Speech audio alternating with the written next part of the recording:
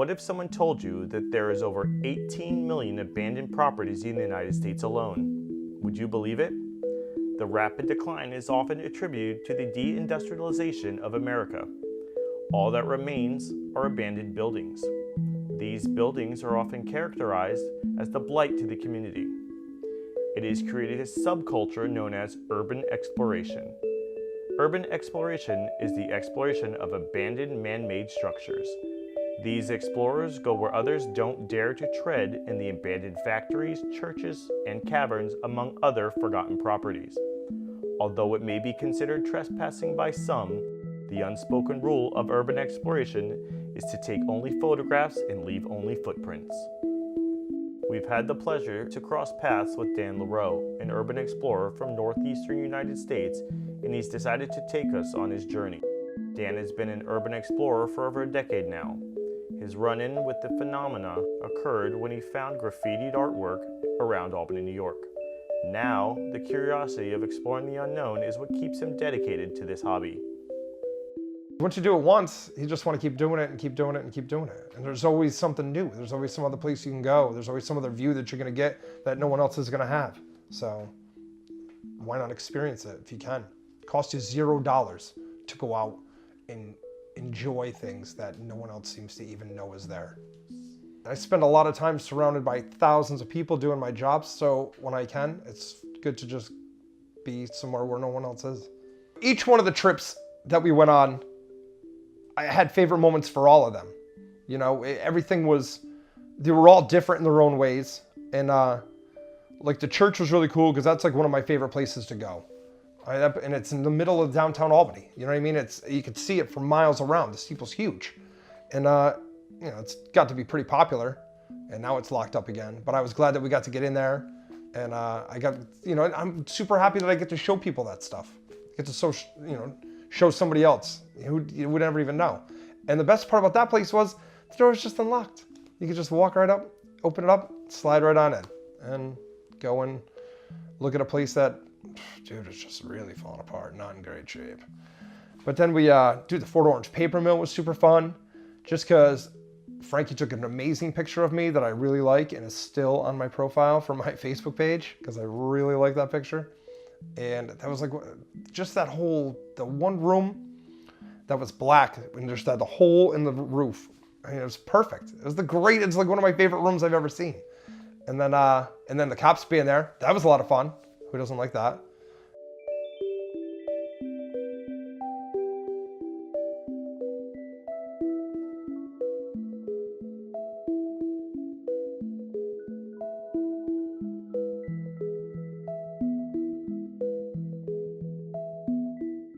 Then we went to the aerosol factory with Tom, which was so fun.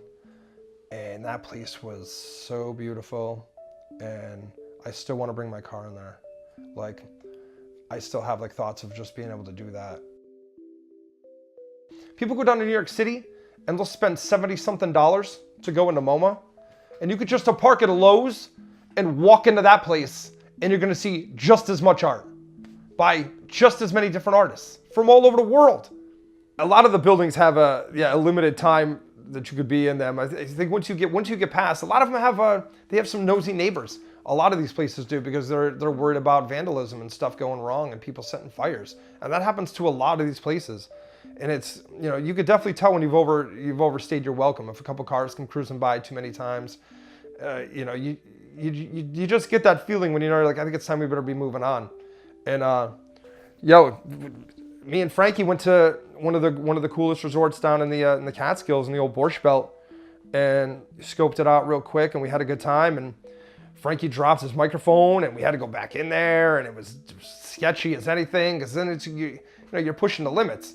And lo and behold, as we're pulling out of there, there's some other little couple that's parked right out towards the entrance who wants to make their way in, not even hiding their car, and the cops come pulling in 2 minutes later. So it's like, you kind of get that feeling, and you just got to know when it's time to move along. You can always go back. You know, there's no entrance fee. You know, there's no operating hours. You can go whenever you want.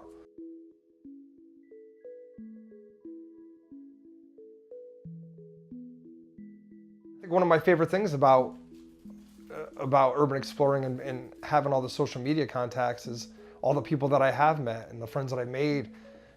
Philly G, Tom, people like that I get to go out and shoot with and good to, you know, they get to show me the stuff that they've been to and vice versa. We get to trade a little bit and stuff like that and be buddies all at the same time. It's really cool. We get to pass each other. I ran into Phil down at like a concert in New York City. Like, it's the coolest thing ever. So it's a tiny world. And it's the fact that the world can be so small and there's so many places that people don't even go in anymore. So is it really? I think one of my favorite things about being able to bring my son and doing stuff like this is he's developed his own love for like monikers on trains, and he has this whole following himself now, and he hangs out in train yards and finds like the coolest little pieces of art that he shares. And he's definitely caught the bug of getting to go out and find places and see things that people normally don't go out to see. It's probably one of the most rewarding things, other than getting to see all the cool stuff myself, is knowing that he's going to go out and continue doing the same thing. I actually had never met Dan up until the first time I went to to go hang out with him, to go explore a building. Dan and I have a ton of mutual friends through the car scene and from growing up in the area.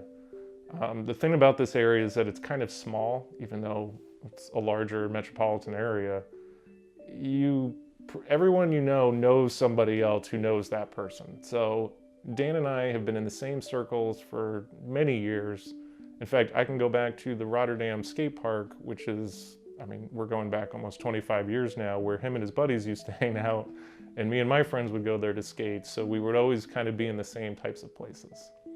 And honestly, like I said, the first time I've actually physically met Dan was probably about a month and a half or 2 months ago, when we went to go to Connecticut to go explore the place we went with you guys. What got me into urban exploring is, I don't know. I'd have to say it started when I was younger, much younger, because when you're a kid and growing up where I grew up, you spend a lot of time like hanging out in old barns and hanging out like, I don't know, it's kind of in the country, so there were a lot of old buildings, you know, just hanging around. The first time I really decided to shoot a lot of film in you know, a falling apart building, like I said, goes back to probably my first photo class, where I would shoot old barns, I would shoot abandoned buildings in downtown Albany, because you would get an assignment where you had to show depth of field or you had to do this, and it's like, there's nothing better than going into an old building that has tons of stuff laying around to practice shooting depth of field. Like, so flash forward to now, it's a kind of thing where I just take every place as new. So it's not like, the experience is always new, but it's not a new thing to me, I guess I guess urban exploring has become, you know, that's the name they've given it, but it's the kind of thing that, you know, a lot of people have already done for years, just as I guess a hobby to, you know, shoot film or to hang out or whatever it is that they're doing there. And we have run into a lot of people that, you know, they're shooting product shots for, you know, they're actually getting paid to be there and shoot product shots for a company. It is believed that social media is the reason for the rapid increase of the hobby. Urban explorers use social media to find new places to explore and to share their experiences. I made the Facebook page, I'd say May 2015. You know, it was really good. It's people are really receptive to it, especially if you go places where they all have like a real history. If you go someplace where it used to be a factory that a whole town was centered around, or an old mill, or the Charlestown, USA mall out in Utica, those places used to have a lot of attention. They were huge, and thousands of people would go there every day. So when you go there now and it's just nothing but ruins, like, it brings back a lot of memories for people when you go to their old schools and stuff like that. And it's really cool to get to share all those experiences with people. I mean, it really is. It's extremely powerful. I get a lot of tips. A lot of people send me messages, and you know, they'll say they saw this building in blah blah town, and you know, I'll see how far away it is, and I'll pull it up on Google Maps, Google Earth. You know, I'll Just Google the actual address to see what's going on there, if somebody owns it, if there's a realty company involved, and if it's someplace that looks like it's, you know, got some great potential. And, you know, I might make a cruise out, and then hopefully I try to always try to do 2 places at once. So I'll try to find another place that might be close to it. I always try to have a backup. You always have a plan B. So in case that place is a bust, you can always have something else you can roll out to. You know, always try to plan out your trips. You don't want to be wasting time. And I think one of my favorite things to do is just to go out and cruise and just hit a back road and scour. You never know what you're going to find. Some old farmhouse, you know, who knows what. When we're looking to go explore a property, we look online for something that's within driving distance, and we probably wouldn't drive more than 3 hours if we're not spending the night somewhere. And what I like to do is I like to creep around on Instagram a little bit and see who has checked in at those locations recently. And then sometimes I might send a stranger a message and say, hey, saw you were at, you know, this place. What's the security issue? What does it look like? You know, do you think it's safe? And I've gotten a lot of responses. People are generally really helpful. And I've had people tell us, yeah, it's a go, do it, but here's what to watch out for. And I've also gotten responses from people saying, sorry, it's boarded up tight and security definitely walked us out of there, so don't go. And that's helpful because we don't want to drive 3 hours and then have a bad experience like that where we can't even see the site.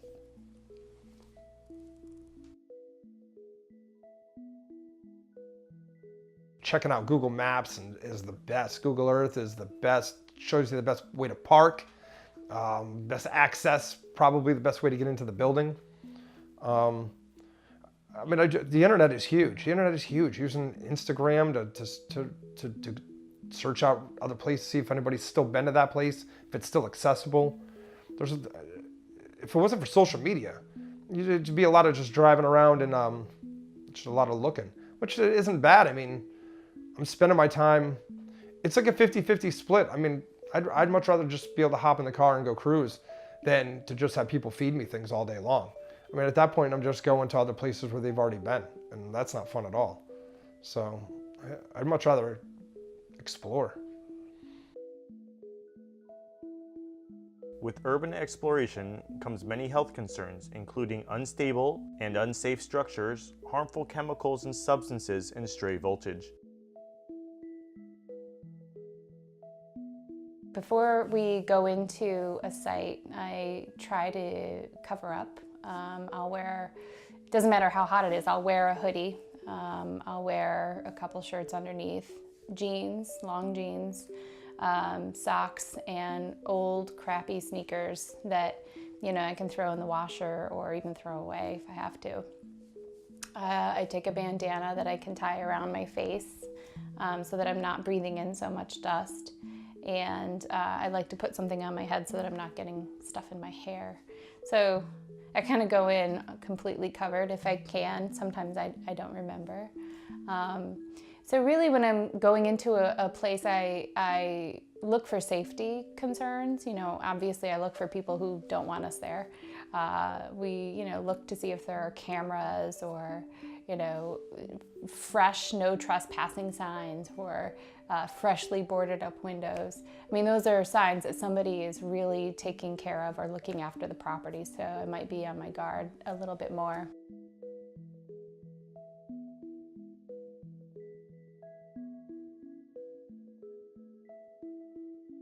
But then I also look at the condition of a room that I'm walking into. If the floor seems like it's super soft or there's a gaping hole in it, I'm probably not going to go into that room. I sometimes prepare for these things, but it's more in the photography thing where I make sure I have, you know, film, my cameras, stuff to clean the lenses because it's pretty dusty in there. But I just dress in normal clothes like that. I'm not afraid to get dirty, and some, you know, crappy shoes because you find a lot of water and mold and crap growing on the floor, and, you know, but I don't really say I prep for it. Like I'm not getting dust masks and like the whole 9 yards because I work on trucks and cars for a living, and like I'm pretty sure what I'm breathing in at work is probably worse than what I'm breathing in these buildings. especially if you don't disturb anything, because the only thing I'd be worried about is a lot of asbestos, but most of the places we go in, there's not a lot blowing around in the air other than dust. So, although my girlfriend did get a little sick one time when we came back from the Fort Orange paper mill, but I'm pretty sure that was because of all the bleach that's in the ground there. Dude, generally when I go out into these places, you know, after doing a little research about them and seeing like what kind of property they were beforehand, I mean, if it was an old school or something, I mean, all you got to really carry is maybe a flashlight, tripod, and a camera. I don't even roll with a tripod just because it's just too much to you know, lurk around. Half the time I forget a goddamn flashlight. But if it's an old factory or, you know, some place that was doing something manufacturing, like, yeah, I'll bring like a nice mask, make sure I'm not breathing anything terrible, generally. Try to, but you don't touch shit. Don't kick up old insulation and look out for water damage. You know, if you see mold, get the fuck out of there. You know, it's a lot of common sense stuff. You know, don't go up on rooftops if they feel soft. Like, you know, if there's a lot of water damage and the place has been, you know, hit by fire, don't be climbing around on the roof. You know, you won't get hurt. You know, do I suggest that people go and do this? Maybe. Try it.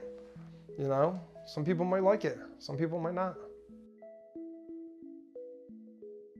There could definitely be a lot of bad things that took. I mean, dude, mold is really bad. Any type of water damage is bad. Pigeon shit is terrible. You know, if you're a place where there's a lot of pigeons, don't be breathing that shit in. Yeah, that'll definitely make you sick. Everybody always gets all hyped up about asbestos. Oh, the place has asbestos in it. All right, fair enough. But I'm not going in there and stomping all over insulation. I'm not ripping shit out with my hands. Like, I'm not touching anything. You know, I think I'm going to be okay. You know, I'm not causing any damage, and I think you'll be all right. You know, but always be safe. You know, if you have any risks, wear the mask. I think a lot of these sites generally just need to be demolished, and a lot of testing needs to be done to find out how contaminated they are. With a lot of the materials, the building materials that are, you know, ripped apart and just sitting there and rotting in the rain, all of that material soaks into the ground, so the soil is then contaminated. And then it runs off into streams and lakes, and then our water is contaminated. And those streams and lakes feed into our drinking and wastewater supply. So I think that our government could do a bit more in this state to make sure that those properties that are contaminated are taken care of. Because, you know, I mean, while it's wonderful for people like us to go in and to be able to document how beautiful the decay is, they're dangerous places. The deindustrialization has left many economies crippled and left many Americans homeless and jobless. Albany, New York has been actively fighting their influx of abandoned properties with programs such as the Albany County Land Bank. The Land Bank's mission is to take ownership of abandoned properties, improve them, and redistribute the properties in hopes to revitalize the city's economy and bring people back. People are looking to buy a house, and, you know, it's the first house they're buying, or it might be an income property, or, you know, they might decide to, you know, they want to upsize their house or whatever it might be.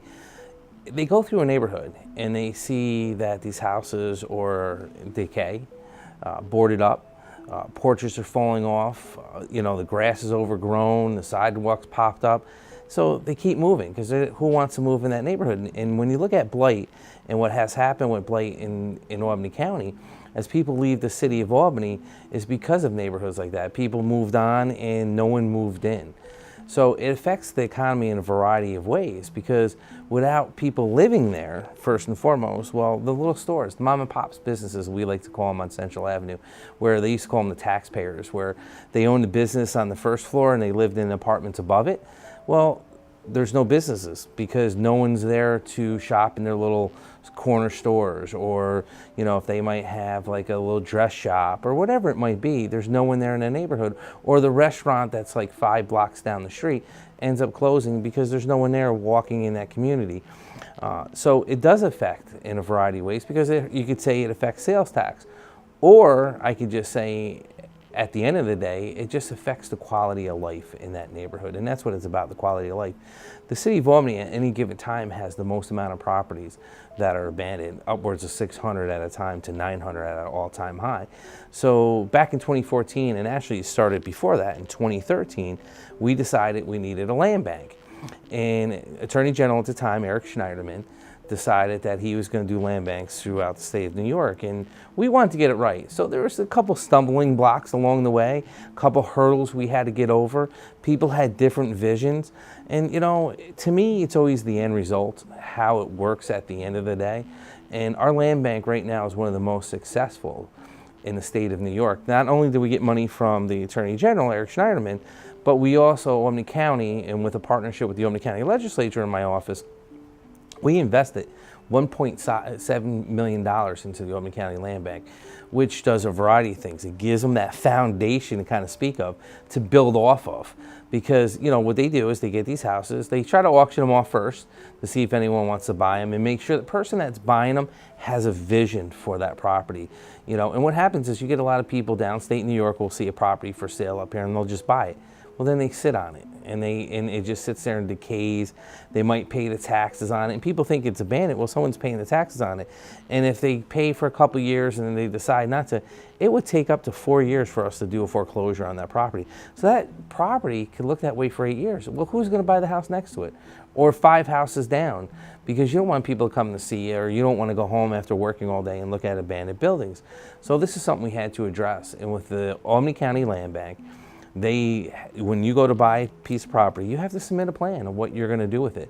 And the properties they do fix up, you know, if they make profit off of it, it goes back into the land bank to purchase more properties all over the county, because it makes a difference. It's just not about the city of Albany. We've had, you know, vacant properties in Green Island and Queens Ravine and Bethlehem, Colony, fluent neighborhoods that people fell on their luck. For whatever reason, lost their job, or the recession got them, and they end up losing their homes, or they tried to hold on to them and they just got into, because what's the first thing when they're struggling to pay the taxes? Well, you don't repair the roof, you don't repair the porch, you don't repair the front door, the furnace. So these things go, and by the time they lose it, or the bank, we do the foreclosure, well, they left the water on, the pipes burst during the winter, so it turns into an eyesore. And these are things that we've been trying to address. We actually had a couple of really nice commercial properties that that went into foreclosure for whatever reason, and you know, we try to turn it over to the land bank. We've been trying to turn every piece of property over to the land bank. Obviously, you know, we have to be cautious and make sure we protect the taxpayers first, because some of them we end up. Albany County is unique versus other counties in the state of New York. We keep the cities, towns, cities, and villages whole on taxes in the school district. So they never feel the pain because we pay the bills. So sometimes if a commercial building goes to foreclosure, we have to get our money out first, because we might have paid the taxes for the last 2 or 3 years on that property to the city or to the school district. So we got to make sure if we sell it, we get our money back, and then, you know, then we can move different properties to the land bank. Unfortunately, you get some neighborhoods that go bad for whatever reason. People moved out, the people that moved in, people would buy the property for, you know, income. And they would rent to people that destroyed their properties or weren't good in the neighborhood, and they didn't fix it up because they're landlords and they didn't want to. They're like, well, why should I invest in a building I'm not living in? Who cares about the person living there? And they didn't fix the broken windows or the stoop that was busted or whatever was wrong with the house. And eventually people just moved on. Crime sometimes took over certain neighborhoods, so people want to move out and leave. You have certain neighborhoods that the crime took over or gangs moved into. That's the thing that this land bank, and I have to, my hat's off to them and the members of the land bank, have been doing, why I feel they've been so successful, is because we are listening to the community's involved, and most importantly, the financial backing, not just from the state of New York Attorney General's office, but from my office as county executive in a partnership with the Albany County Legislature, and the leaders in the legislature believing in this is why I feel our land bank has been the most successful in New York State and will be the most successful in this nation.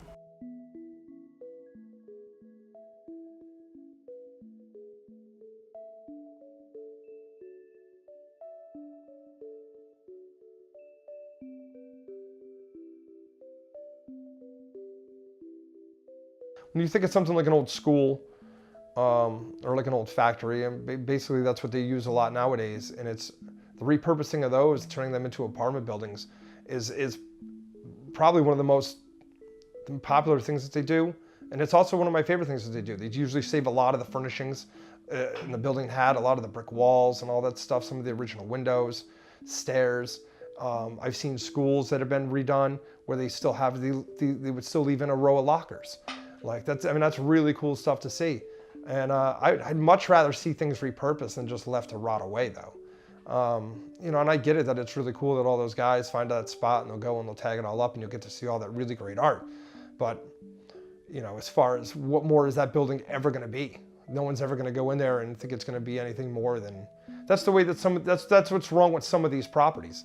Like say the Alltech, the huge place that we went first, in Menands, the old steel mill. They're not going to be able to convert that whole place into anything. There's so much waste in huge industrial buildings that that stuff doesn't work. And there's really no other thing that they could put in there. So places like that are that big, they're just going to sit there and sit there and sit there. They're going to catch fire. People are going to go there, throw parties.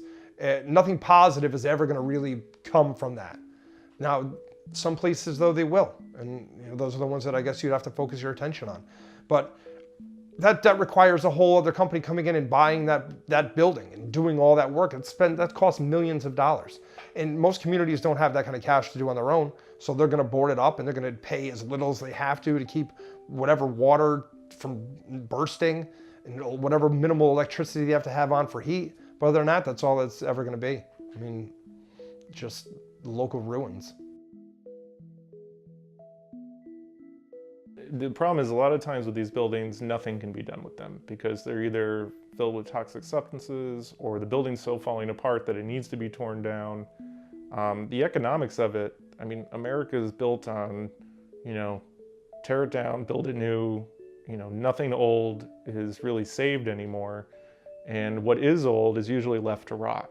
And most of these buildings are left to rot. Even, you know, the old Remington factory we went to, you saw, you know, it's made by hand, brick by brick. That building is almost 100 years old at this point, and there's nothing you could do with it. I mean, you would have to tear it down to start new. And a lot of these buildings are in areas where, you know, there's no economic, you know, revitalization going on.